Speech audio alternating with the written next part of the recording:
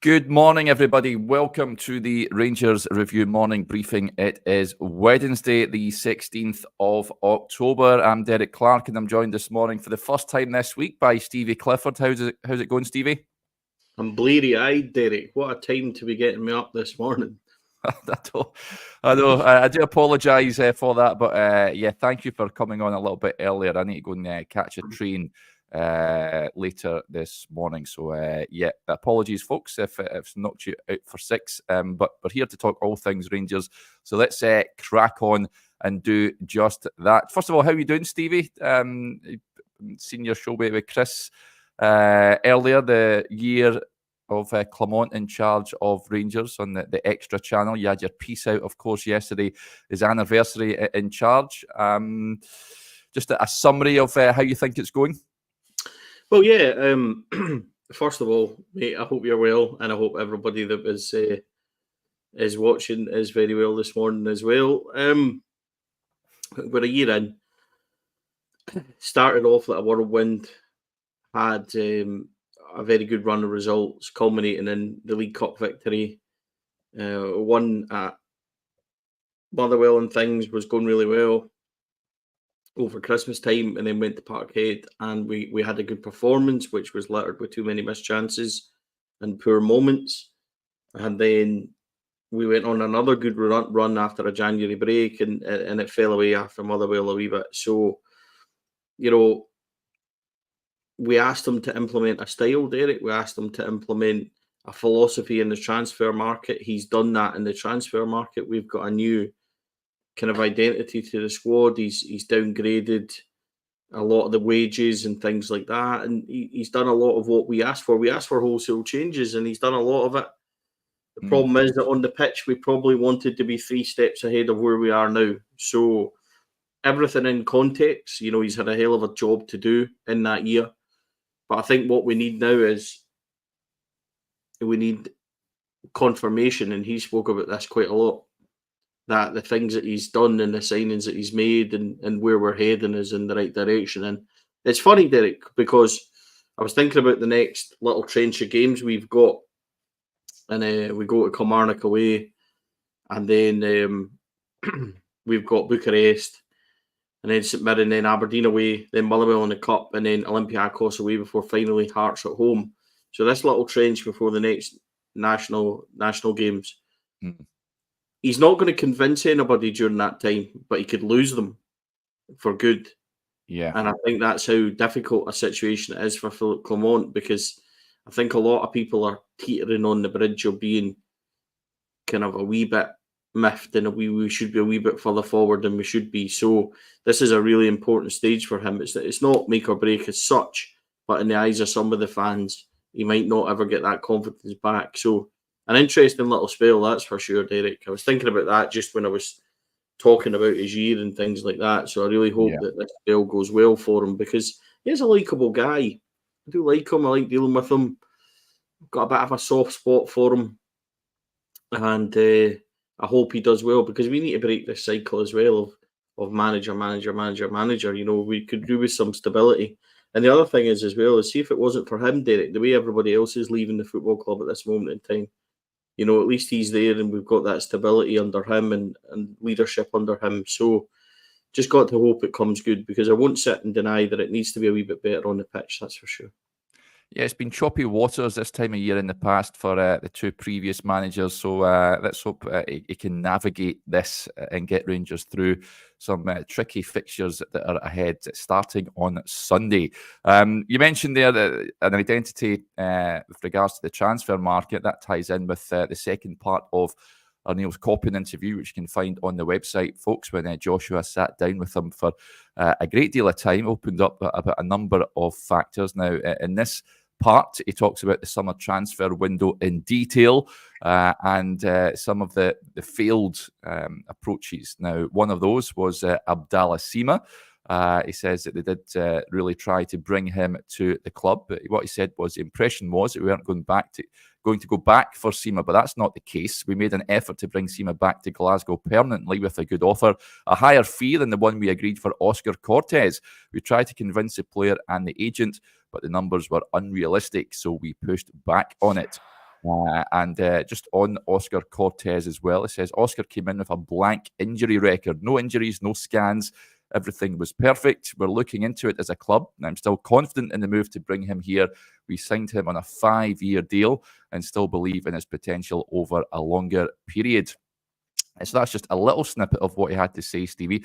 On the Sima, yeah, I think at the time, Brighton were looking for a considerable transfer fee for a permanent deal. I can understand why he would prefer to move to France for a loan stint. Is a better league than Scotland, and he got the opportunity to play in the Champions League. The point on Cortes I get as well. We've discussed Cortes before. It's just one of those you're just hoping and praying he's not one of those players that we've seen many times before and still have on the books that are just plagued by injury during his time at the club. Couple of things to take out of that. There was one other bit that we'll get to as well. But on Sima, we talked about this in the summer, Derek. It was never the transfer fee that was the issue. It was never Rangers' side of it doing the deal. It was the player himself. And ultimately, the player himself wanted Champions League football. That was the first thing. And then subsequently, the fee that he wanted, the wage that he wanted, etc., was just far too high for us. So I understand that. I've got no issue with that. And we're obviously dealing in a realm now where we're not forking out 40 grand a week on players that are coming from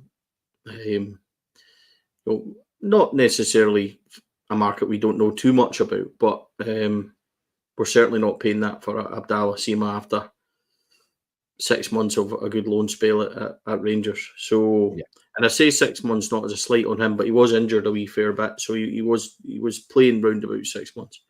He's a very good player. He's proven that already in the Champions League. He's proven that for Brest already. So he's going to be a good player for them, and we wish him well. Wee bit like Tillman, I think, when they realise that Rangers isn't their limit and there's much more interest. I think that becomes relevant for them. So good on them. On the Oscar Cortes thing, I actually picked that out this morning on socials and linked the article and stuff like that on there, and I think that's a good one because a couple of things. Niels Koppen kind of lays to bed any suggestion that we can't do this deal, or people were asking, can we get out of this deal? Do we have to pay the money? The deal's done. It's signed. He said himself he has signed a 5-year contract. An obligation to buy, as I pointed out last week when people were asking about this, is exactly that, an obligation to buy. It's basically just like a deferred payment. It's like when you buy a sofa and just make your first payment in a year's time. That's all we've done with Cortes. He's signed, he's here. The second thing about it being like injury-free and stuff like that, Derek, Cortes has had 3 injuries. The first one he got at Rugby Park on that surface, and it was a hamstring or whatever it was. The second one he got on the first day of the season at Hearts. Did we rehab him properly in the summer? Did we get him enough games before he went into that game? That's debatable because he missed a lot of the summer. So did we bring him back too early? Debatable. The third one was a tackle in training from the manager himself. So I don't see how this is a medical department thing. I don't see how this is another opportunity to blame the board, another opportunity to blame the medical department. We're just unlucky. You know what I mean? And sometimes when a boy picks up an injury at that age, you get a series of injuries because he's never able to get properly fit. So we have to look at how we've rehabbed him a wee bit, I think, in the summer, and how much time was he properly ready for Tynecastle? Because he didn't really look it. Well, that delves into not being bad luck then, Stevie, isn't it? That's something that the club need to look at on the medical side of things. Yeah, it's twofold a wee bit, Derek. You're right to say that. It's twofold a wee bit. But getting injuries in games and getting injuries in training is bad luck. Yeah. That's my point, I think. But you're right. I mean, just on a side note, was he really rehabbed? I think when he talks about we need to look at that as a club, have we pushed him too early slightly? I think, given what we've seen from him, I don't think he was maybe ready enough. I can't remember him playing, and somebody will remind me, I can't remember him starting in pre-season or anything. I don't remember him playing in Berlin in the 3-3 game or starting in that game. So I think possibly we need to look at that side of it. So I'm still confident that Cortes will be a good player for Rangers. When we properly seen him start to fit in that home game against Hearts, ironically the game before he got injured, and we won 5-0, he looked really decent. He had a good finish, looked like an inside forward that we could kind of rely on, somebody on the left-hand side that gave us a wee bit of hope. I thought he was decent. But obviously he's going to be out for long-term, as the manager again describes it. We don't know how long-term is. Long-term for Philippe Clement could be 4 weeks. Long-term for us, we're used to it being 6 months. So I think that's maybe a wee bit of a question for the manager on Friday, if we can ask him that, which we'll certainly look to do. But those were the interesting kind of thing. I think the big thing for me is on Cortes, he's signed a 5-year deal, so we can stop on socials asking the question, Stevie, Rangers Review, can you go and ask on Cortes? Can you go and find out if we can get out of this deal? Why should we be buying him? It's done. He's signed. We'll just need to rehab him and get him back in the team. Yeah. I really hope you're right. We do see a tune out of him. John McFadden says, good analogy with a sofa. Fantastic stuff from Stevie there. And another point that Koppen made was another... it was a failed target, of course, Jose Cordoba. Of course, early on in the window, Rangers were chasing him from Levski Sofia, the Panama international. He opted to join Norwich City instead. This is what Koppen had to say about that. He says, a lot of work has been done, and we got to a point where everything was agreed. The player was here in Glasgow and attended a game, but we didn't really feel that passion to come and play for Rangers. He says, while there was an agreement in place, we decided that we can't have a player at Rangers who has already started to doubt if this is the best place for him before he's played a minute of football. It's unfortunate because of how much work goes into the process, but at the end of the day, you need to ask, are we comfortable with this situation? So that was his point on Jose Cordoba. No real surprise there, Stevie. He just didn't fancy it, wanted to go down south, wants to play in the Premier League in England, and feels that going to Norwich would give him the best opportunity to do so. It's not the first and he won't be the last transfer target that just changes his mind, despite the club that was hoping to buy him laying out the red carpet.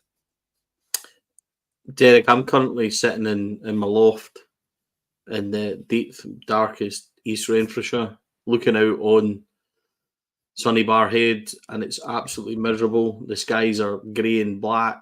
It's pouring, it's windy, it's cold. I've got no idea why nobody would want to come here when they've got other options to go somewhere else. So I get it. Look, I don't mind. I would rather we had got to that point now than committed to a signing and got a guy that was here and a half for 6 months and then we're losing money on him, or we're having to shift him out or whatever. So sometimes that happens. I think it mentioned in the article that they got down to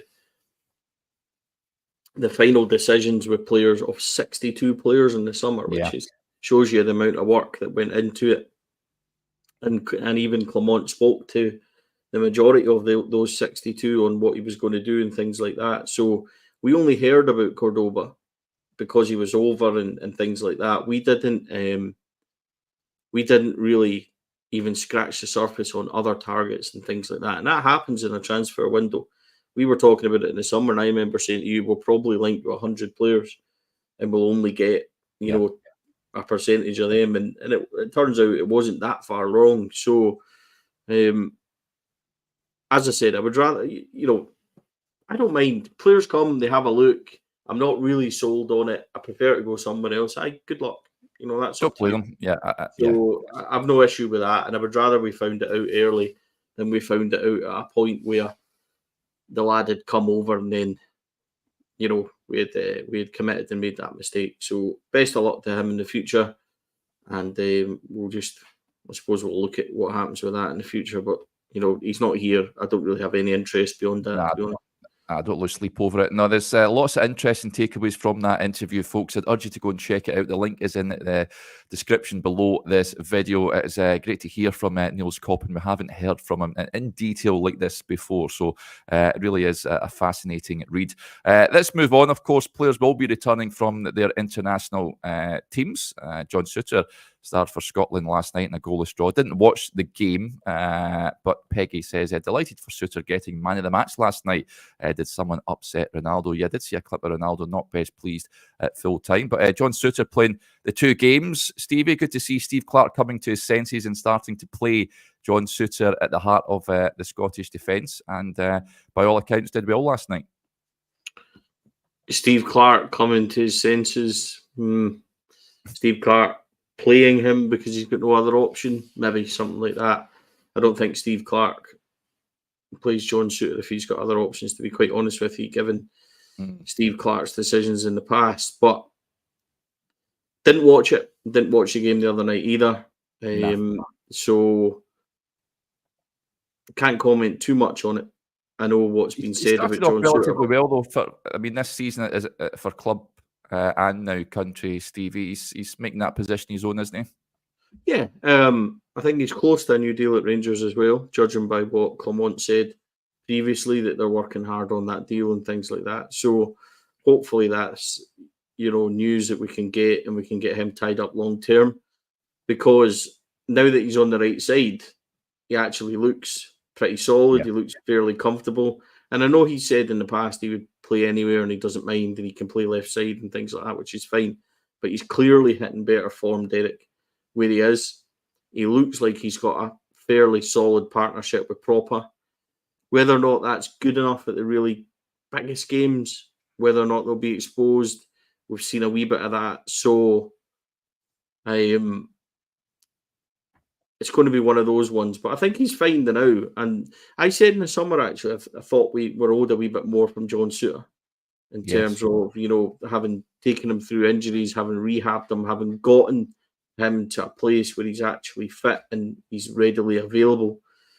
We've done that. And I remember Ross Wilson, it was, ironically talking about John Suter and saying that we're confident we can rehab him and get him fit and available weekly. And something that Ross Wilson said actually has come true. So he's done well this season, that's for sure, Derek. And he was somebody that when he came in, I remember how well he played in the Scottish Cup final versus us when it went to extra time, and Jack and the godlike Scott Wright scored in that 2-0 win. And I remember how good he was that day. I'm pretty sure he was man of the match for Hearts that day as well. So he's very capable of being a very solid player for us. Still got a wee bit to go before I'm utterly convinced that he's the answer to the right-hand side of the defence, but he's certainly proven his case for the moment, and that wouldn't have done him any harm. A couple of good performances for Scotland. Yep, absolutely. And of course, Conor Barron was called up as well. Didn't get on last night, but they'll be coming back to feature this weekend, no doubt. Another player who impressed for his international team, Narisho Cashin-Virjo, and set up 2 assists for Holland as they beat Sweden by 3-0. The under-21s. He was quizzed on his time at Rangers afterwards. He says, I've been very well received by everyone in Scotland. I like the manager's style because he's very direct and honest with me, and I need that. Hopefully I can keep getting minutes at Rangers, and whether that will help me when I go back to Feyenoord next season, who knows? Now, Rangers do have an option to buy on Nana in the summer. I think it depends how he gets on at Ibrox, whether Rangers will look to take him on a permanent basis. But 2 decent assists the other night there, Stevie. Looking to start him on Sunday. Will he start, do you reckon? Well, it's not me picking a team, Derek, because I know. If it was up to me, he would be starting at right back, controversially or not. I think that the games he's come in, he's looked fairly solid. He looks like he's okay going forward also, doesn't he? He had a very good shot at the end of the last game in St Johnstone, I think it was, and really good save by the goalkeeper. And he's proved that he's quite comfortable. He looks quite athletic. He looks quite strong. And I don't think we've ever really seen him be outdone. He started on the left against Malmo and he was charging forward and got into the box and stuff like that. And see, at the moment, you have to weigh up what's best for the team. It's not about what's best for the individuals and things like that. And is the current right back doing enough that you would keep him in before anybody else? Is his stats high enough? Is he, adding enough for the team? Is he athletic enough? Is he robust enough and things like that? So once you weigh all that up, it's a straight swap between him and Casaverzo. But the case for Nana is that he's actually went ahead of Dujon Sterling and many people's reckoning at the moment as being your choice at right back. And I think that kind of speaks a wee bit of volumes about how well he's done. Sterling hasn't really hit heights this season yet. He's been injured and been a bit lethargic in some games. He came in, I think, away to Kiev and looked pretty decent and kind of turned our fortunes a wee bit. He needs to run the games, though. Hasn't really been available, though, and hasn't really influenced the team as much. So it's interesting, though. But it would be really interesting if you could get Sterling and Casa in that team at the same time and see if we can, solidify that right-hand side a wee bit. Could you get him in? Could you get Sterling on the right-hand side of the midfield in a compact kind of wee situation? Cortes on the right. There's lots of options there, Derek, and that would be quite powerful having Sterling and Nana on your right-hand side. And I think maybe at this moment we potentially lack a wee bit about that. But would he start on Sunday for me? Yeah, he would. He would start on Sunday for me, but my feelings on James Tavernier and things are quite well known. So I think, at some point, Derek, the decision to keep playing James Tavernier will raise question marks around the manager, because I just think when it comes to it and the goals that we concede and things like that, James Tavernier will be involved in them and then questions will be asked. So I hope not, but I get the feeling that, by what I mean by that is, teams target our right-hand side, don't they? Yes. So I think that's where, if James Tavernier keeps playing, the manager will have to decide and answer questions on that, because I think it will become culpable. It's not quite happened yet. It happened against Lyon. By that time, the game was done anyway. But my choice would definitely be Nana at right back at this moment in time, ahead of Sterling and ahead of Tav. Yep, I can't disagree with that. Stephen, with an interesting point, he says, Derek and Stevie, how much would it cost to bring Nana to Ibrox long term? He's definitely been impressive. I'm not entirely sure how much he would cost, to be honest. I don't think Feyenoord paid that much to Groningen when he brought him to the club initially. Hasn't really had a look in there on it under Arne Slot initially. And then I think they had someone else, can't quite remember, but that's why he was sent out on loan to Rapid at Vienna. But if a deal can be done, then there's still a long way of the season to go. But if he continues impressing when he pulls on that blue jersey, then I would like to think that Rangers would be doing their utmost to try and bring him to the club permanently. If he's playing for the Netherlands under 21s and making a difference in games, then there's certainly a boy there with this quality about him. So how much do you reckon he's worth at this point, Stevie? Couple of million? Well, I would probably say about 150,000. And Feyenoord should... Feyenoord won't want him. You know what I mean? So if they're watching, about 150 grand, that'd be fine. But I don't think that's ever been actually talked about. I don't think we've ever had an official response to how much the option to buy is. So we can speculate a wee bit. I would think that realistically, it's got to be around about £1.5–2 million. Yeah. I would say if you look at his value and stuff like that, then I think that's maybe where it is. So he's at a good age, Derek. He fits our profile that we're looking for. We're going to need a new right back, because, James Tavernier can't go on forever. So at some point, and if you were looking at this deal next summer and he's enjoyed it here and he's played and Tav's leaving, do you go and get a completely new right back that settles in, or do you try and stick with a guy that's been here and shown promise? So, we're obviously thinking way ahead. Anything can happen with form and stuff like that. But look, I'd like to see more of him. I think that's a thing. Would I start him? Absolutely would start him in games. Would I sign him if I was given the opportunity? If things keep progressing the way it is and it's a decent deal for the club, I'd certainly look at it. Yeah, and Stephen says, Derek, that's not even close to how you say Groningen, so I'll take your word for it, Stephen. If there's any Groningen or however you pronounce it fans tuning in, then I do apologise for butchering your name. Anyway, let's wrap up because I need to shoot off soon. But Callum with the point. But that game coming up on Sunday, Stevie says, confident lads have beaten Killy at the weekend. It's a game that sort of gives me the fear somewhat, Stevie. I hate a Sunday early kickoff, 12 p.m. kickoff. Always hate them. Do not like the pitch for obvious reasons down there. Kilmarnock haven't really started off the season well, although they had a remarkable game before they broke up for the international break when they scored 3 goals from the 86th minute onwards to defeat Dundee by 3-2. Derek McInnes's sides are always well structured, hard to beat, and they'll be well up for it on Sunday. Are you confident Rangers can go there and get a result?